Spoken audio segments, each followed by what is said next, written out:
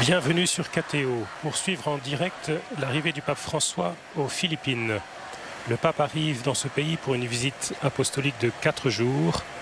Il est 17h43 à Manille. Le pape s'est envolé ce matin de Colombo au Sri Lanka où il a passé 2 jours. 2 jours d'une visite exceptionnelle que vous avez pu vivre en direct sur KTO ou revivre en visionnant les moments forts de cette visite sur le site internet de KTO. Pour cette arrivée à Manille, le programme est simple. Il sera accueilli par le président Benigno Aquino à l'écran à l'instant en chemise blanche à côté du nonce. Mais il n'y aura pas les traditionnels échanges de discours. Ceux-ci auront lieu demain, à suivre également sur KTO en direct à 2h15 du matin, décalage horaire oblige, sinon en rediffusion sur notre site internet. Et pour l'heure, le pape arrive à l'aéroport de Manille sur la base de Villamor Air Base, la base militaire qui jouxte l'aéroport international de Manille. Et comme on peut l'entendre à l'antenne, la foule est déjà au rendez-vous car cette visite s'annonce exceptionnelle à plus d'un titre. C'est la 3e fois qu'un pape pose le pied sur le sol philippin. En 1970, le pape Paul VI, en 1995 pour des JMJ mémorables, le pape Jean-Paul II. Aujourd'hui, donc, le pape François pour 4 jours de visite dans ce pays de 100 millions d'habitants où les catholiques représentent 83% de la population. C'est le plus important pays catholique d'Asie. C'est aussi le 3e plus grand pays catholique au monde après le Brésil et le Mexique. L'enthousiasme populaire annoncé est considérable. C'est véritablement tout le pays qui vient accueillir le Saint-Père, le souverain pontife, la figure du Père de l'Église.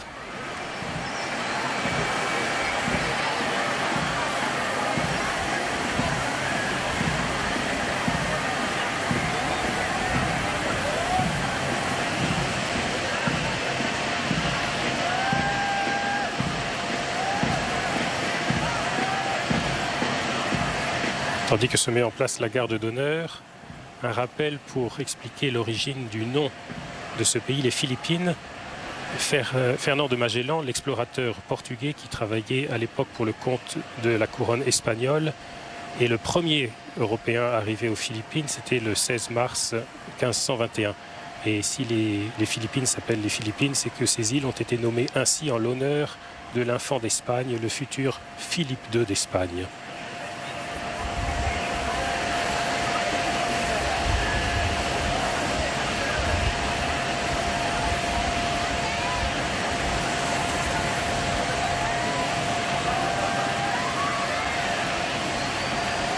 Les Philippines ne doivent pas leur nom uniquement à l'Espagne. La religion catholique est arrivée avec les explorateurs et les colonisateurs espagnols, puisque l'archipel philippin est entré dans l'empire colonial espagnol à partir de 1565 pour n'en sortir qu'au XXe siècle où il a connu un temps de domination américaine avant de gagner son indépendance au sortir de la Seconde Guerre mondiale.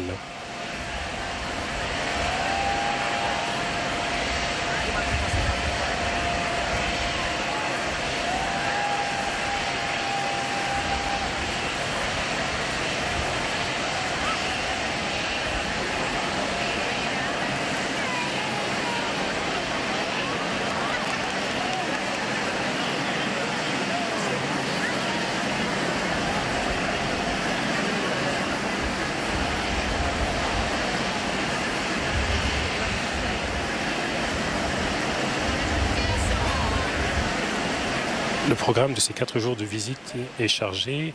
Aujourd'hui, il se rendra uniquement à la nonciature apostolique pour un dîner en privé. Je vous rappelle qu'il est 17h45 à Manille, en fin d'après-midi donc. C'est demain que véritablement la visite commence avec une cérémonie de bienvenue au palais présidentiel, en présence bien sûr du président de la République, le président Benigno Aquino. Puis ensuite, toujours au palais présidentiel, une rencontre avec les autorités et le corps diplomatique. Et enfin, en fin de matinée, la messe en présence des évêques, des prêtres et des religieux, tandis qu'on aperçoit le Saint-Père par un hublot. Cette messe en fin de matinée vendredi à la cathédrale de l'Immaculée Conception de Manille.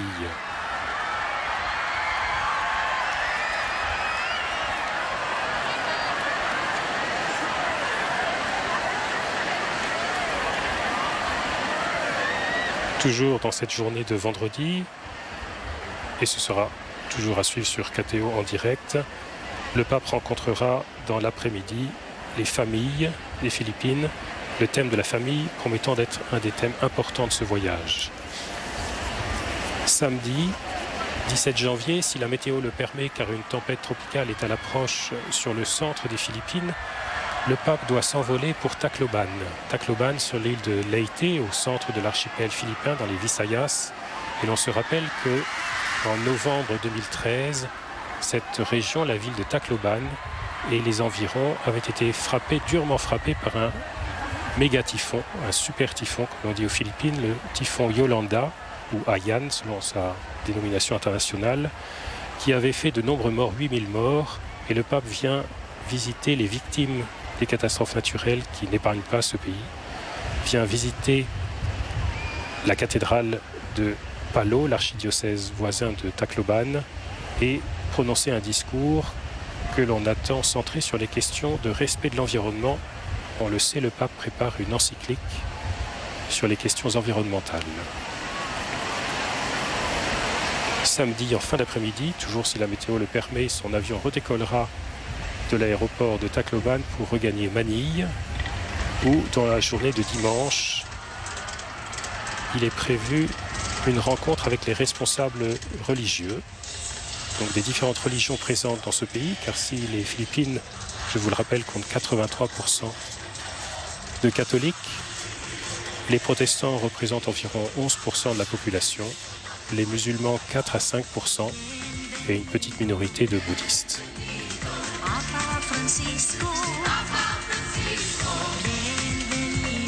Sing.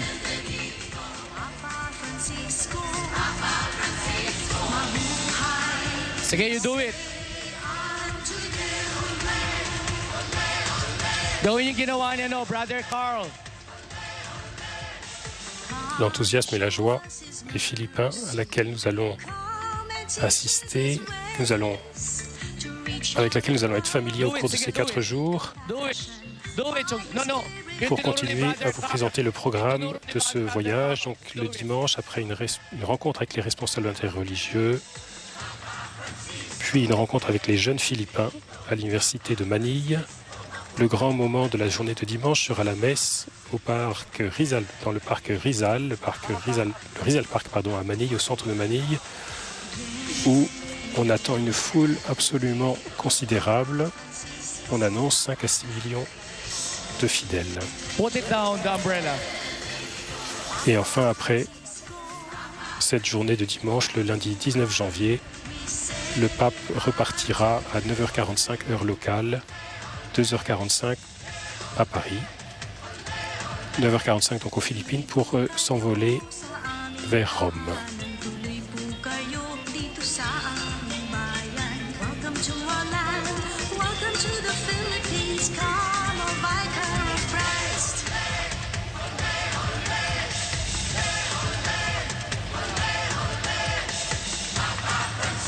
Dans une interview diffusée ce matin par nos confrères du journal La Croix, le cardinal Tagle, archevêque de Manille, discernait trois moments, 3 enjeux principaux que l'Église vit aujourd'hui aux Philippines et sur lesquels elle attend un enseignement de la part du pape. Le premier, disait le cardinal, c'est de redonner du sens à notre foi. En raison de notre histoire, je le cite toujours, le christianisme a un ancrage culturel très fort, avec le risque néanmoins d'être chrétien par habitude. Fin de citation. Donc un pays extraordinairement chrétien, très majoritairement catholique, mais où la foi a besoin de s'enraciner dans les cœurs. Le deuxième défi, soulignait le cardinal, était celui lié à la religiosité populaire. Et il utilisait l'expression française « religiosité populaire » dans son interview. Une religiosité qu'il qualifiait de très forte et dont on a eu encore une manifestation le 9 janvier. Car chaque 9 janvier, dans une paroisse de Manille, la basilique mineure du Chiapao est honorée une statue dite du Nazaréen noir, une statue du Christ qui a été brûlée au cours de sa longue histoire. Elle est donc noircie. Et cette statue, à qui on prête des pouvoirs de guérison, est promenée en procession dans la ville chaque 9 janvier. Ce 9 janvier, il y a donc quelques jours, la foule rassemblée a été estimée à 5 millions de personnes.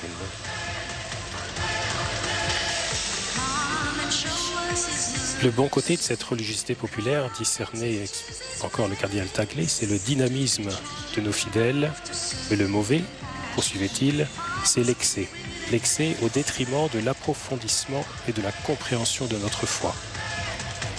Et il arrivait ainsi au troisième défi, qui est celui de son Église, de l'Église catholique qui est aux Philippines, c'est comment mettre cette énergie investie dans la célébration religieuse au service de la communauté, en particulier des plus démunis.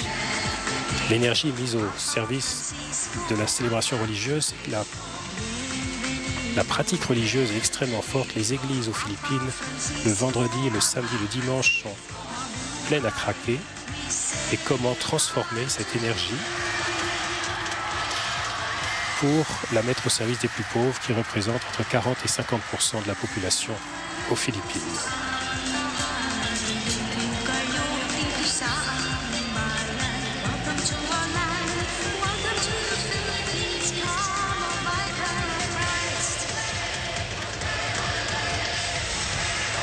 Comme il se doit, le pape a volé sur un avion de la Sri Lankan Airlines, quittant donc, arrivant au Sri Lanka à bord d'un avion de l'Air Italia. Il a, pour son vol, afin de quitter le pays, utilisé la compagnie nationale. Pour repartir de Manille dans 4 jours, il utilisera un avion de la Philippine Airlines afin de regagner Rome.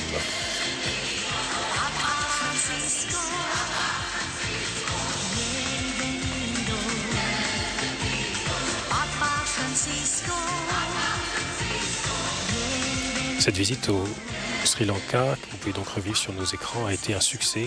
Rappelons qu'en la journée d'hier, en 2 célébrations, à Colombo puis à Madou, dans le sanctuaire marial de Madou, plus d'1 million de personnes se sont rassemblées autour du pape, soit 5% de la population, ce qui est considérable, sachant qu'il y a 7% de catholiques dans ce pays.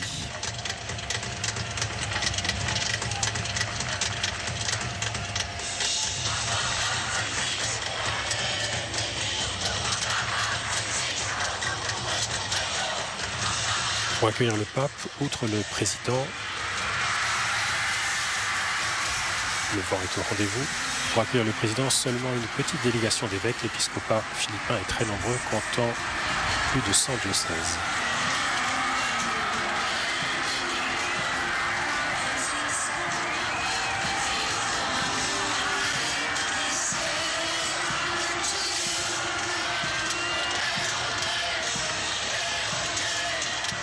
Le président salue le pape, le président Benigno Aquino.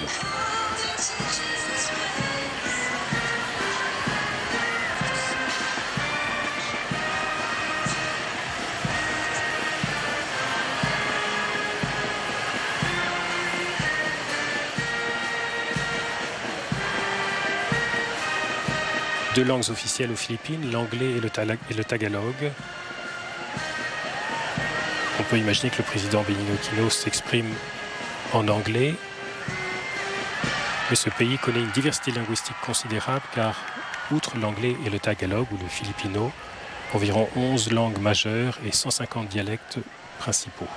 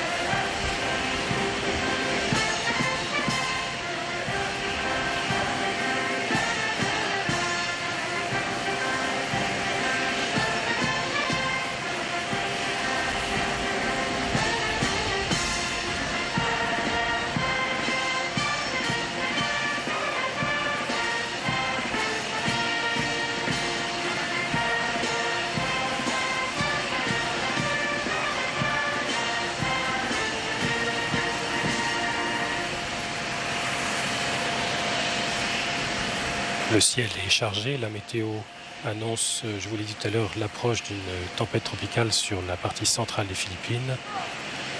Mais les Philippins l'ont assuré, les pluies qui promettent d'être au rendez-vous ne doucheront pas leur enthousiasme.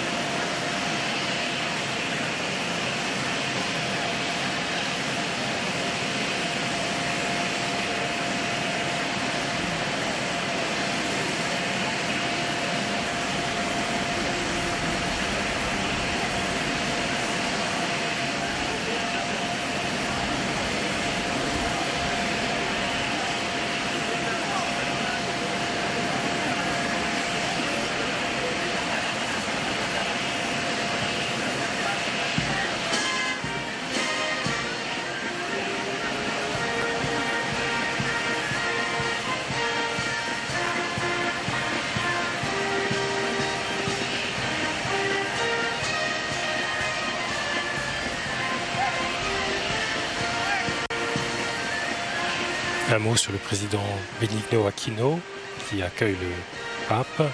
Le président Benigno Aquino a été élu président de la République en 2010. Il est le fils de ses parents. Je veux dire par là que sa mère, Corazon Aquino, a elle-même été présidente de 1986 à 1992 et elle-même était entrée en politique à la suite de l'assassinat de son mari, opposant au dictateur Ferdinand Marcos. Son mari, Aquino, avait été assassiné à son retour d'exil en 1983, 3 ans avant la chute du dictateur Marcos en 1986. Donc il connaît dans sa chair, dans sa famille, la violence qui marque la vie politique philippine et qui est un trait de caractère local que certainement le pape François abordera d'une manière ou d'une autre.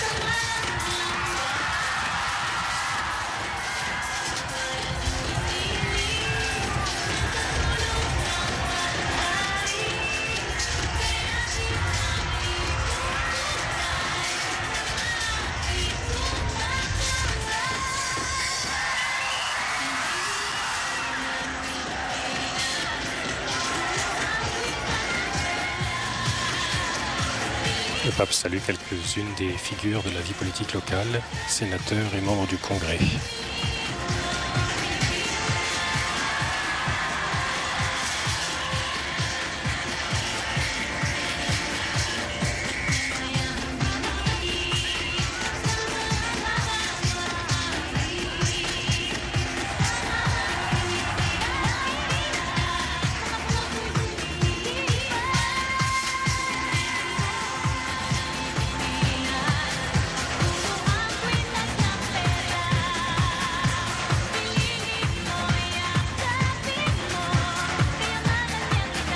Le pape salue le cardinal Quevedo, archevêque de Cotabato à Mindanao.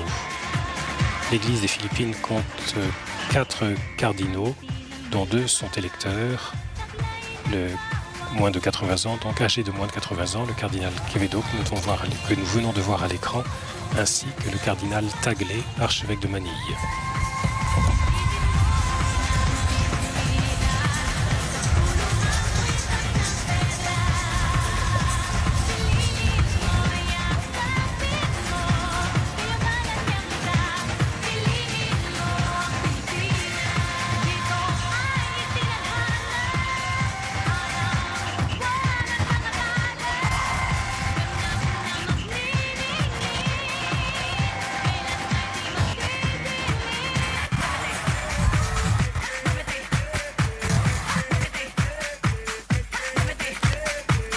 Pour les 86 diocèses que compte ce pays, l'Église des Philippines compte 141 évêques.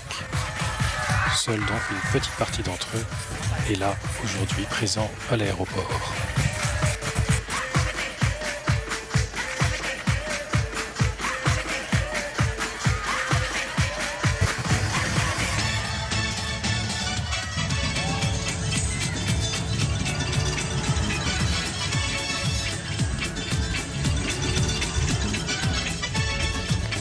Le cardinal Rosales, me semble-t-il, archevêque émérite de Manille.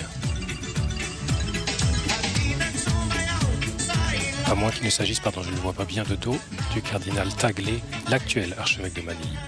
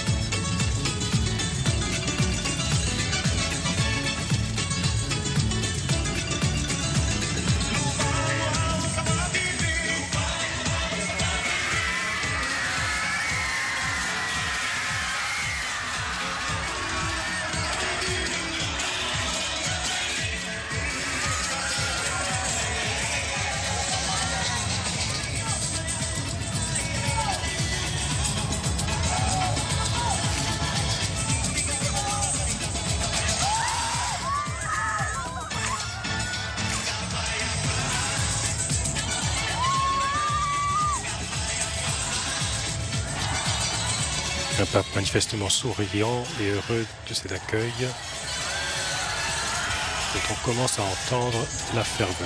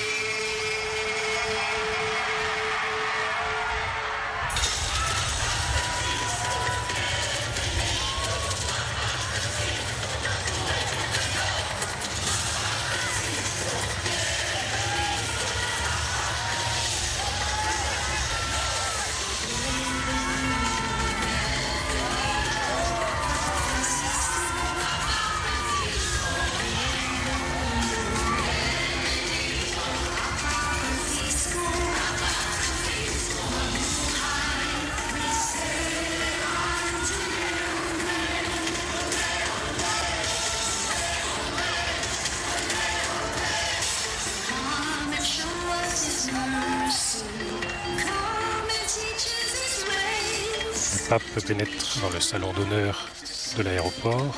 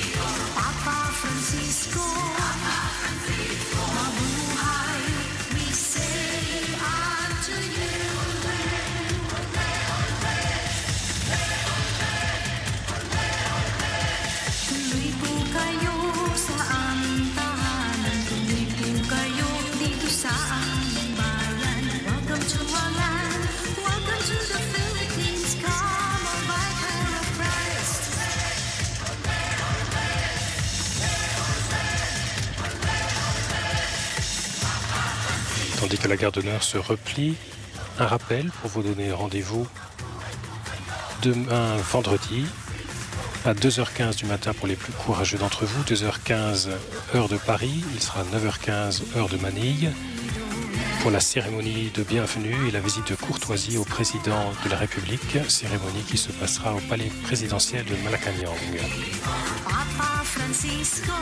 Toujours en direct sur KTO, à 3h15, la rencontre avec les autorités et le corps diplomatique, une rencontre durant laquelle le Saint-Père donnera un discours.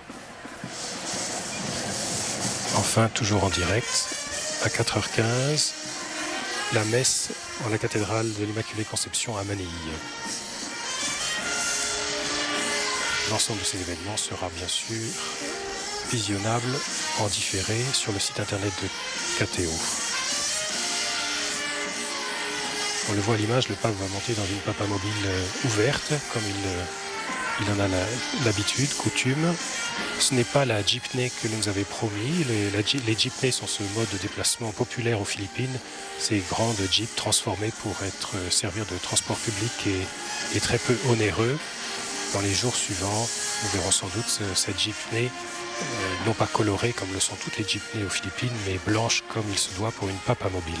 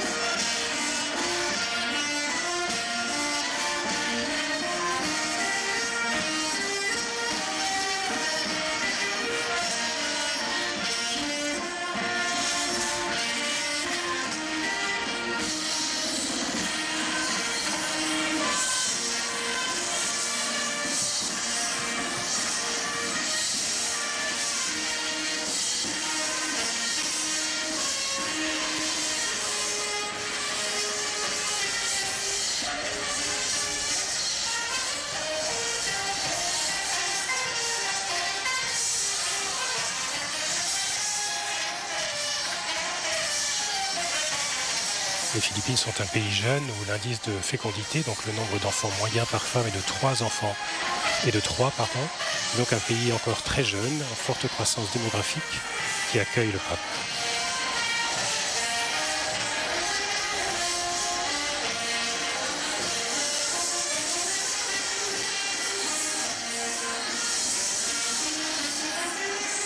On aperçoit le cardinal Tagle, archevêque de Manille.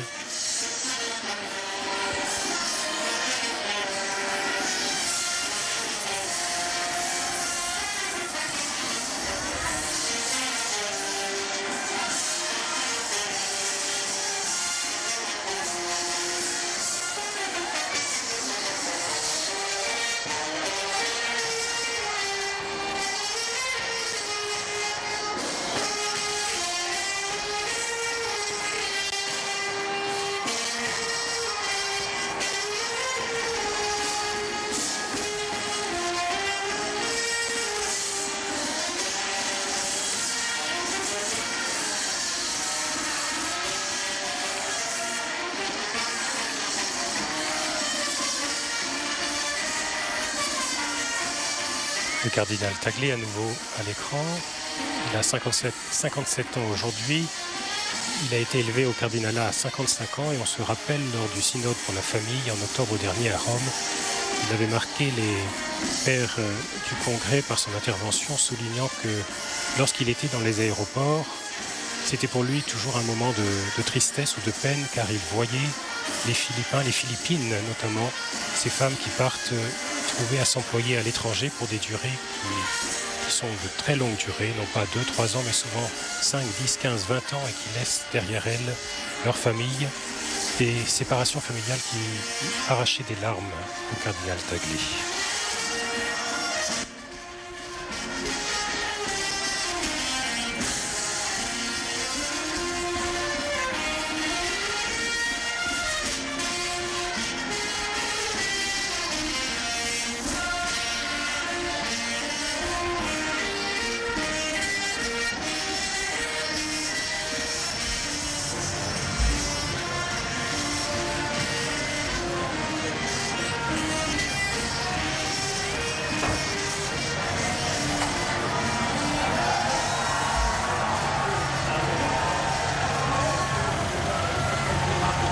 Pape souriant qui s'apprête à monter dans la papamobile pour le trajet qui le mènera à l'annonciature apostolique.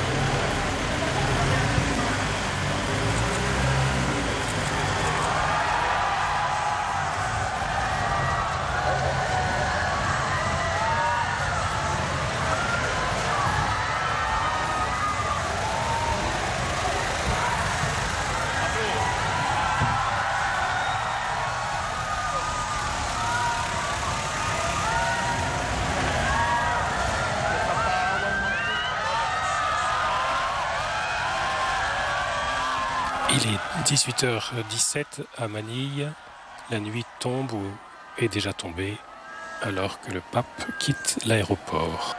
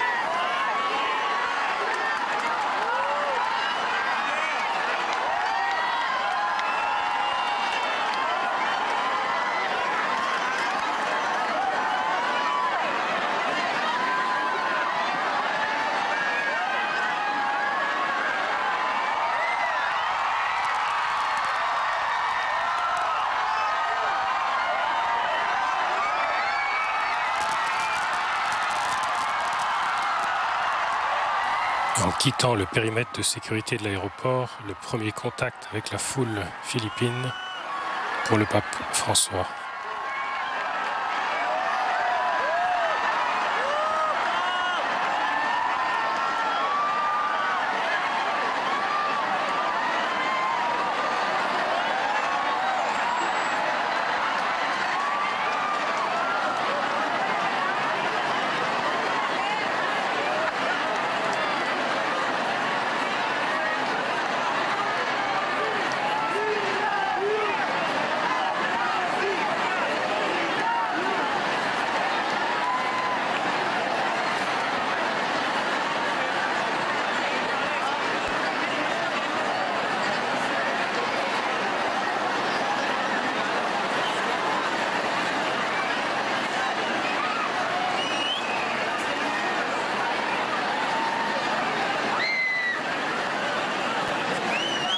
président.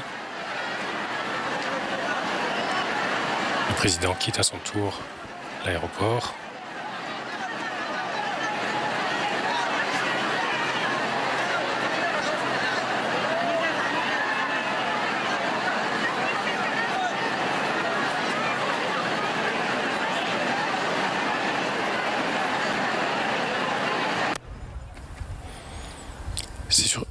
C'est sur ces images que nous nous quittons en vous donnant rendez-vous demain vendredi 16 janvier à 2h15 pour suivre en direct la cérémonie de bienvenue du président au palais présidentiel.